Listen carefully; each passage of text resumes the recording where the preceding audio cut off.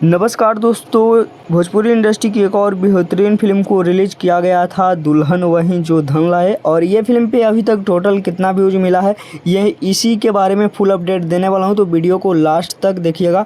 ये फिल्म को 21 मई को रिलीज किया गया था आप सभी के बीच में, और ये फिल्म पे अभी तक टोटल व्यूज मिला है दोस्तों 10 मिलियन से भी ज़्यादा। और लाइक की बात कर लें तो 57,000 से भी ज़्यादा ये फिल्म पे लाइक मिला है।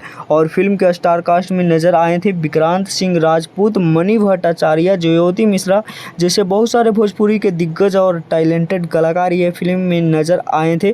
फिल्म के निर्माता हैं विनय सिंह जी और इश्तियाक शेख बंटी जी, और फिल्म के लेखक और निर्देशक हैं इश्तियाक शेख बंटी जी। फिल्म में संगीत दिए थे साजन मिश्रा जी, और फिल्म में गीत लिखे हैं प्यारे लाल यादव।